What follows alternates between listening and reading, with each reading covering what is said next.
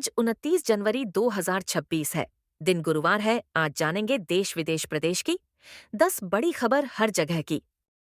और चैनल पर पहली बार देख रहे हैं तो चैनल को सब्सक्राइब कर लीजिएगा कि देश दुनिया का खबर मिलता रहेगा। डिप्टी सीएम सम्राट चौधरी के लिए चुनाव छोड़ने वाले आयोग से सेट होंगे। कैबिनेट विस्तार के चर्चा के बीच सरकार बोर्ड आयोग का पुनर्गठन करने जा रही। सूत्रों के माने तो मार्च से पहले पुनर्गठन किया जाएगा। इसके लिए नाम फाइनल किए जा रहे हैं। सरकारी स्तर पर फाइलों की आगे बढ़ाने के लिए प्रतिक्रिया शुरू हो गई। सूत्रों के माने तो डिप्टी सीएम सम्राट चौधरी के लिए तारापुर से अपना नॉमिनेशन वापस लेकर उन्हें सपोर्ट करने वाले सकलदेव बिंद को किसी आयोग का अध्यक्ष बनाकर इनाम दिया जा सकता है। उपेंद्र कुशवाहा की बहू साक्षी मिश्रा को भी बोर्ड आयोग जाने की चर्चा है। इनके अलावा मुजफ्फरपुर से सहनी समुदाय के बीजेपी नेता मुकेश निषाद को भी आयोग की बड़ी जिम्मेदारी मिल सकती है। दलित समाज से आने वाले भाजपाई राजेश का नाम भी एक आयोग के लिए लगभग फाइनल माना जा रहा है। यूजीसी बिल 2026 को लेकर देश भर में प्रदर्शन हो रहा है। पटना में इसके खिलाफ ऑल बिहार स्टूडेंट यूनियन ने स्वर्ण समाज एकता मंच के बैनर तले प्रदर्शन किया गया। प्रदर्शन करने वालों में पीएम मोदी और अमित शाह के पोस्टर के काली पोती और उनका कहना है कि काला कानून है, इसे तत्काल वापस लिया जाए। प्रदर्शन कर रहे उज्जवल कुमार ने कहा कि यूजीसी विरोध हम इसलिए कर रहे हैं क्योंकि कानून कहीं से बच्चों के हित में नहीं है। सरकार एक तरफ कह रही है कि हम लोगों का समानता का काम कर रहे हैं तो दूसरे तरफ यूनिवर्सिटी में जातीय उन्मूलन फैला रहे हैं। अगर समानता करते तो यूनिवर्सिटी के लिए एक कानून क्यों नहीं लाते हैं। लोग बिल का विरोध कर रहे हैं। हाँ, हम लोग विरोध नहीं कर रहे हैं। जो सरकार बिल लाई है उसमें कुछ संशोधन करें और ऐसा संशोधन जिसमें सबके। शंकराचार्य स्वामी मुक्तेश्वरानंद ने प्रयागराज माघ मेला छोड़ दिया है। वह काशी के लिए रवाना हो गए हैं। इससे पहले उन्होंने बुधवार को सुबह प्रेस कॉन्फ्रेंस में कहा कि आज मन इतना व्यतीत है कि हम बिना स्नान किए ही विदा ले रहे हैं। इस दुखी का भरपाई पता नहीं कौन सा नेता आएगा और कौन सी पार्टी आएगी जो करेगी। प्रयागराज हमेशा आस्था और शांति की धरती है। श्रद्धा के साथ यहाँ आया था, लेकिन एक ऐसी घटना हो गई जिसकी मैंने कभी उम्मीद नहीं की थी। जिन्होंने सनातनी और प्रतीकों के अपमान किया है, औकात दिखानी होगी। महाराष्ट्र के डिप्टी सीएम अजित पवार को निधन हो गया। बुधवार को सुबह 8:45 बजे बारामती एयरपोर्ट पर लैंडिंग के दौरान उनका चार्टर्ड प्लेन क्रैश हो गया। 66 साल के थे। हादसे में पवार की सुरक्षाकर्मी, 2 पायलट और एक महिला क्रू मेंबर समेत 5 लोग की जान चली गई। पवार महाराष्ट्र पंचायत चुनाव के लिए जनसभा संबोधित करने बारामती जा रहे थे। वे मुंबई के सुबह 8:10 पर रवाना हुए थे। महाराष्ट्र के एविएशन डिपार्टमेंट के मुताबिक पायलट ने बारामती एयरपोर्ट पर लैंडिंग की कोशिश की, लेकिन रनवे साफ नहीं दिखाई दिया तो दोबारा ऊंचाई पर ले गया। पहली कोशिश नाकाम रहने के बाद बारामती के रनवे 11 पर दोबारा लैंडिंग की कोशिश की गई। इसी दौरान विमान रनवे से फिसलकर क्रैश हो गया।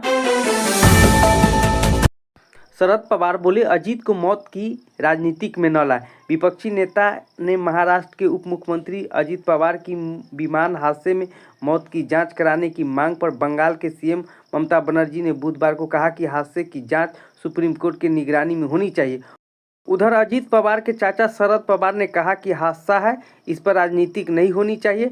महाराष्ट्र में एक काबिल इंसान खो दिया है, इसके फैसला लेने का ताकत थी। 18वीं लोकसभा की बजट सत्र के पहला हिस्सा बुधवार को लोकसभा में राज्यसभा की ज्वाइंट मीटिंग में राष्ट्रपति द्रौपदी मुर्मू ने अभिभाषण के साथ शुरू हो गया है।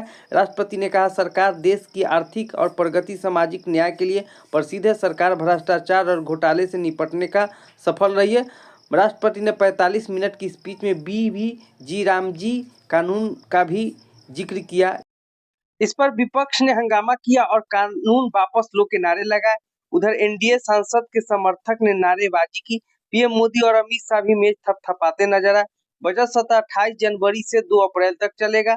यह 2 हिस्सों में होगा। पहला हिस्सा 28 जनवरी से 13 फरवरी तक और दूसरा हिस्सा 9 मार्च से 2 अप्रैल तक होगा। इस दौरान कुल 30 बैठक होंगे। यूक्रेन के खिलाफ युद्ध लड़ने से मना करने वाले रूसी सैनिक को उनके ही कमांडर बहुत बुरी तरह से सजा दे रहे हैं। इसके कुछ वीडियो सोशल मीडिया पर वायरल हो रहे हैं। ऐसे ही एक वीडियो, कुछ सैनिक कपड़े उतारकर ठंडे में पेड़ से बांध दिया गया। वे कड़ाके की ठंड में कांपते नजर आ रहे हैं। एक वीडियो में एक सीनियर अधिकारी एक सैनिक के मुंह में जबरदस्ती बर्फ डालता है, जबकि सैनिक माफी मांगता है। अधिकारी उस पर चिल्लाते हुए कहता है कि उसे आदेश नहीं माना है, अपनी पोस्ट छोड़ने की कोशिश की। इजराइल के पीएम बेंजामिन नेतन्याहू ने आरोप लगाया कि अमेरिका की वजह से इजराइल में कई सैनिक मारे गए। टाइम्स नाउ इजराइल के मुताबिक उन्होंने कहा कि हमास के खिलाफ गाजा जंग के दौरान हथियार और गोला बारूद की सप्लाई रोक दी थी। नेतन्याहू ने मंगलवार को एक प्रेस कॉन्फ्रेंस में कहा कि इजराइल के पास जरूरी गोला बारूद खत्म हो गया था, इस वजह से कुछ सैनिक की जान चली गई। हालांकि उन्होंने यह नहीं बताया कि इस वजह में कितने सैनिक की मौत हुई है। ईरान सरकार के विरोध प्रदर्शन के बाद अमेरिका के राष्ट्रपति डोनाल्ड ट्रंप ने ईरान के खिलाफ शिकंजा और कसने की तैयारी में है। अमेरिका ईरान के आसपास सैन्य मौजूदगी बढ़ा रहा है। मंगलवार को एक भाषण में ट्रंप ने दावा किया कि अमेरिका का एक और नए सैनिक ईरान की दिशा में आगे बढ़ रहा है, और हालांकि इसकी जानकारी नहीं दी है। उन्होंने उम्मीद जताई है कि ईरान को नए समझौते पर अमेरिकी राष्ट्रपति डोनाल्ड ट्रंप ने ईरान चांदी और सोने के दाम में लगातार तीसरे दिन ऑल टाइम हाई पर रहा। India Boolean and jewellers association के अनुसार 28 जनवरी को 10 ग्राम 24 कैरेट सोने की भाव 5,734 रुपए बढ़कर 1,64,635 रुपए पर पहुंच गया। 2 दिन सोना में 10,335 रुपया महंगा हुआ है। वही 1 किलो चांदी आज 17,257 रुपया से बढ़कर 3,61,821 रुपए किलो पर ओपन हुई थी। हालांकि शाम तक 13,703 रुपए बढ़कर 3,58,267 रुपए पर बंद हुआ। शेयर बाजार यानी आई 28 जनवरी 2026 को दिन बुधवार को तेजी के साथ बंद हुआ।